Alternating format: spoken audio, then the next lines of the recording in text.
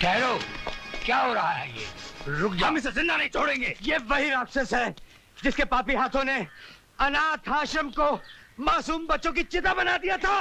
तो क्या अनाथ आश्रम को इसी ने उड़ाया था? हाँ, यही है वो दरिंदा। जब्बर सिंह, जिंदगी तो तूने जालिम बनकर गुजार दी, अपने इस गुनाह का भी इतराफ कर ले। शायद नीले आसमान वाला उसकी अदालत में तेरी कुछ सुनवाई हो सके। इतराफ कर ले। ये जो कुछ कह रहा है सच है। उस हादसे वाली रात तुम यहाँ से निकले कैसे? मुझे आपके असिस्टेंट चौधरी ने यहाँ से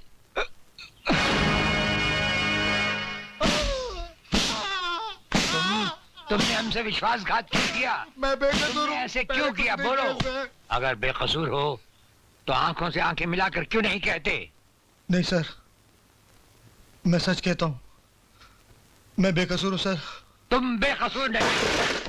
क्या ये झूठ है कि जिस कानून की हिफाजत का जिम्मा उठाते हो उसकी रगों में तुमने जहर घोल दिया? क्या ये झूठ है कि तुमने ही जब्बर सिंह जैसे कातिल को जेल से जाने दिया? देखो, अगर तुम अपना जुर्म कबूल कर लो तो शायद तुम्हारे पाप का प्रायश्चित हो जाए, वरना जिन बच्चों का बचपन तुम्हारी वजह से जिंदा जल गया, उनकी सिसकियां और उनकी चीखें तुम्हें जिंदगी भर सताती रहेंगी। मैं पापी हूँ, मुझे माफ कर दीजिए। मैं खूनी हूँ, मैं हत्यारा हूँ। मैं नहीं जानता था कि वो ऐसा करेगा, वरना मैं जब्बर सिंह को जेल से किसी हालत में नहीं छोड़ता। मुझे माफ कर दीजिए साहब, मुझे माफ कर दीजिए। मिनिस्टर साहब ने मुझे ऐसा करने पे मजबूर कर दिया था सर। चौधरी ने राणा प्रताप को मेरे बारे में सब कुछ बता दिया है। उसकी गवाही मेरी बर्बादी बन जाएगी शक्ति सिंह। तुम चिंता मत करो भंडारी। हाँ, चौधरी तुम्हारी बर्बादी के लिए जिंदा ही नहीं रहेगा।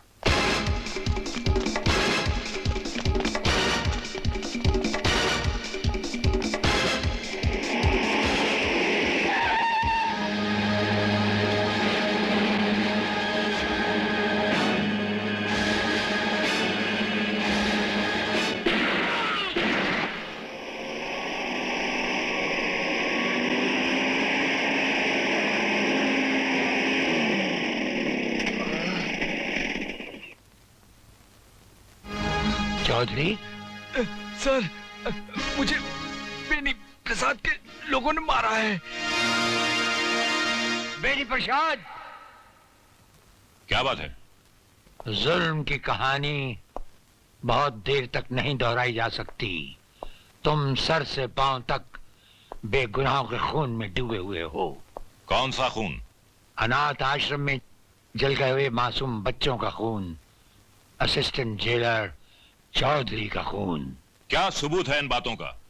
हर हत्यारा समझता है कि उसकी चालाकी सब सबूत मिटा देगी। भूल जाता है कि जब खून टपकता है तो जम जाता है, अपना निशान छोड़ जाता है और फिर चीख चीख कर पुकारता है कि मेरा इंतकाम लो, मेरा इंतकाम लो। इंतकाम की बात बाद में करना जेलर। सबसे पहले अदालत को ठोस सबूत चाहिए, जो तुम्हारे पास है ही नहीं। हमारे पास दौलत है, पुलिस है, ताकत है, इन सब की शक्ति है, इन सब का वसीला है हमारे पास। वसीला, सबूत? हमारे पास सबूत है।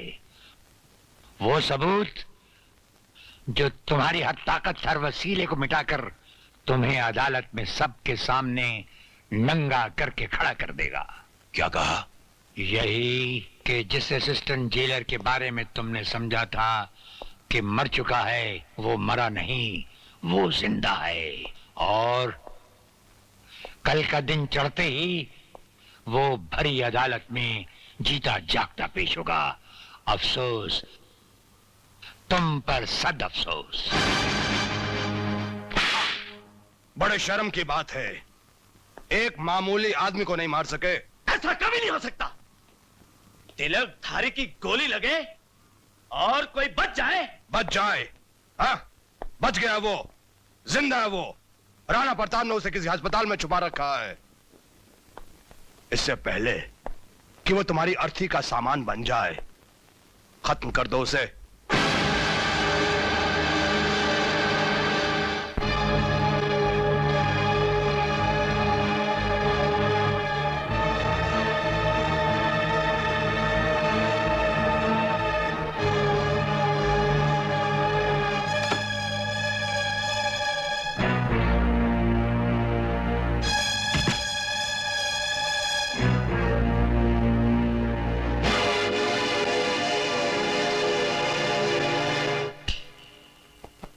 मुर्दे को दोबारा नहीं मारा करते, नहीं तो मुर्दा जाग उठता है लल्लू। देख, आगे मत बढ़ना, चक्कू मार दूंगा। अरे हाथ तो तेरे कांप रहे हैं, तो चक्कू क्या करेगा?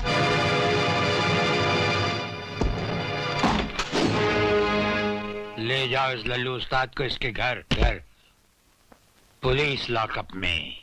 सुनो जेलर राणा, हम सिंह बोल रहे हैं, ठाकुर शक्ति सिंह। तुम अपने पांव जेल तक ही रखो, उन्हें अनाथ आश्रम तक ले जाने की कोशिश मत करो, वरना तुम्हारे। हेलो हेलो,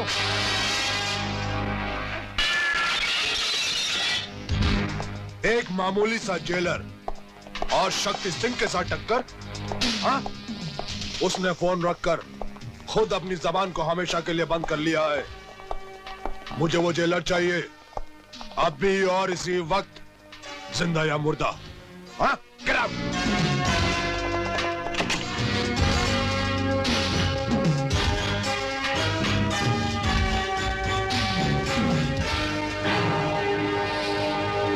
जेलर साहब, आप, लगता है तुम्हें तुम्हारी मौत यहां पर खींच लाई है।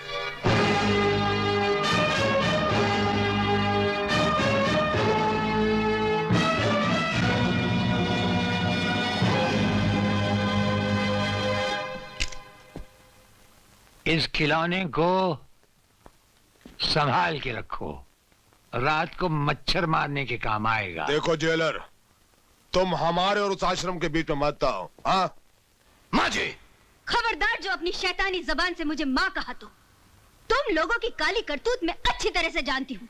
आश्रम की जमीन तुम लोग हड़पना चाहते थे, उन बच्चों की जिंदगी से खेलना चाहते थे। आश्रम को तुम लोगों ने तहस नहस कर दिया। मेरे पति का खून आश्रम के लोगों की वजह से नहीं, बल्कि तुम लोगों की वजह से हुआ। मैं किसी भी कीमत पर अपनी बेटी का हाथ तुम जैसे दरिंदे के हाथ में कभी न दूं। अरे तू क्या लेगी बुढ़िया? तेरी आंखों के सामने मैं तेरी बेटी के साथ शादी करूंगा, रजामंदी के साथ, नहीं तो साली को उठा के ले जाऊंगा मैं।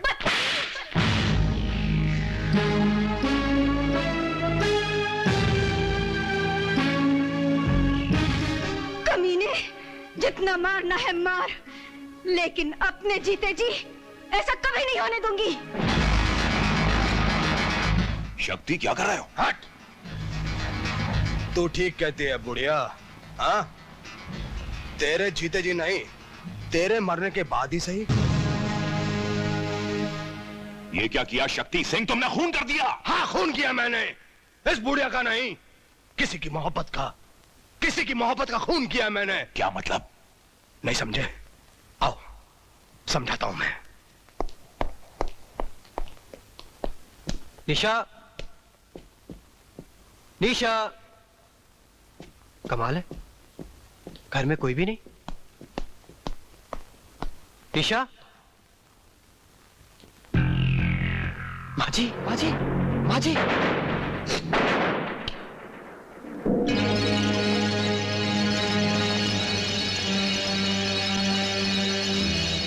नहीं सर, मैंने खून नहीं किया। हर कातिल यही कहता है कि उसने कुछ नहीं किया। यकीन मानिए सर, मैं कुछ जानता नहीं है कैसे हुआ। मैं अभी पता चल जाएगा।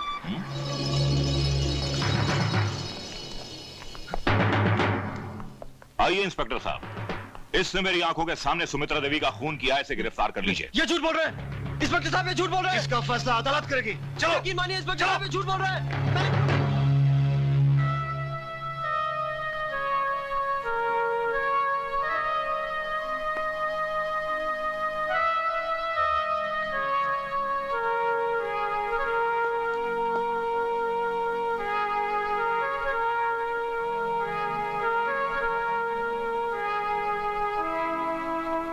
निशा, तुम सोच सकती हो मैं ऐसा कर सकता हूँ? नहीं विवेक, मैं जानती हूँ तुम मेरी माँ की खूनी नहीं हो सकते। अगर दुनिया वाले। मुझे दुनिया की फिक्र नहीं, फिक्र है तो सिर्फ तुम्हारी।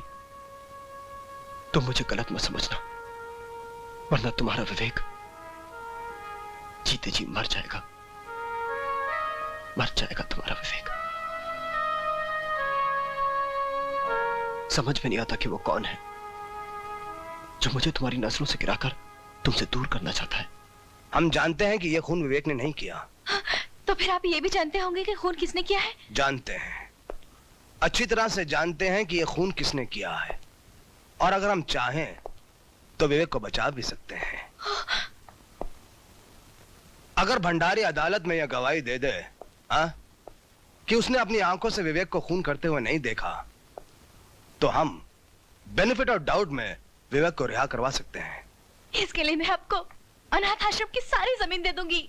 बस? मैं अपनी सारी दौलत आपके नाम कर दूंगी। बस? विवेक के लिए मैं अपनी जान दे दूंगी। ये सब करने की कोई जरूरत नहीं। हाँ, अगर करना ही है तो अपने आप को मेरे हवाले कर दो। नहीं, ऐसा कभी नहीं हो सकता। अगर तुम विवेक से प्यार करती हो, उसकी जिंदगी बचाना चाहती हो, तो ऐसा ही होगा। नहीं, मैं अदालत को सच्चाई बताऊंगी। विवेक को बचाने के लिए मैं दुनिया का बड़े से बड़ा वकील खड़ा करूंगी। दुनिया का कोई भी बड़ा वकील नेता भंडारी की चश्मदीद गवाही के सामने कुछ नहीं कर सकता। हाँ? विवेक को अदालत में पेश करने से पहले अगर तुमने हमारे साथ शादी नहीं की, तो फांसी का फंदा विवेक की तकदीर बन जाएगा। नहीं, ऐसा कभी नहीं होगा, कभी नहीं होगा ऐसा, समझे? बता बता क्या बात है? भैया, मैं आश्रम में काम कर रहा था कि अचानक मुत्तू स्वामी सेठ रंजीत सिंह का पीए वहां आया और उसने मुझे बोला कि निशा ने बहुत जरूरी काम से मुझे घर बुलाया है। जब मैं वहां पहुंचा तो निशा वहां नहीं थी, बल्कि निशा की मां की लाश खून से लथपथ पड़ी हुई थी। मुझे समझ में नहीं आया मैं क्या करूं। तभी मिनिस्टर बैनी प्रसाद पुलिस के साथ वहां पहुंचे और उन्होंने मुझे खून के इल्जाम में गिरफ्तार कर लिया।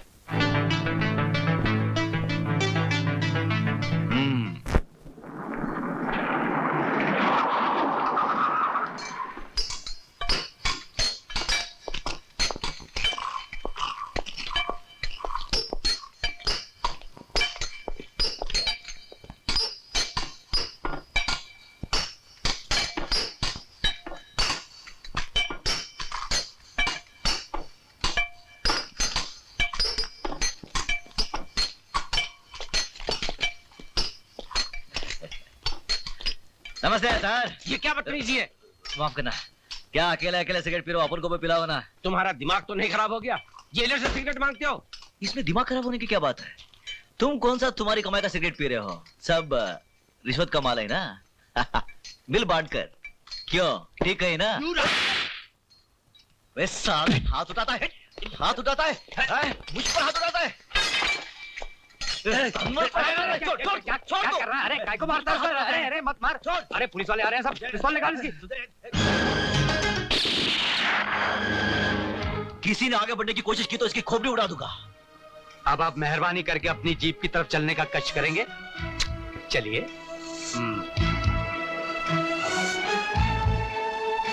खबरदार।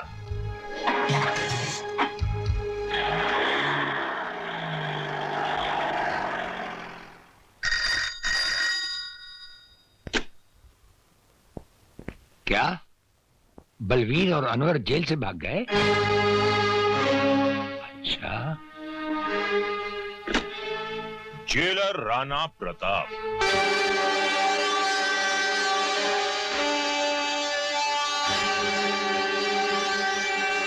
राणा प्रताप, वो राणा प्रताप जिसकी इजाजत के बगैर उसकी जेल से हवा भी नहीं गुजर सकती।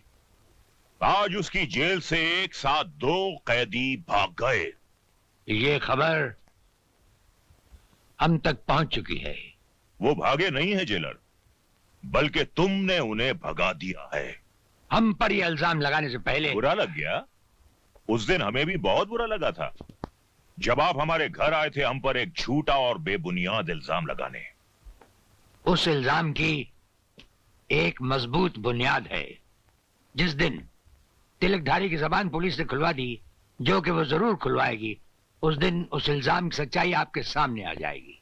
For your kind information jailer साहब, तिलकधारी को हमने पुलिस लॉकअप से जमानत पर छुड़वा लिया है।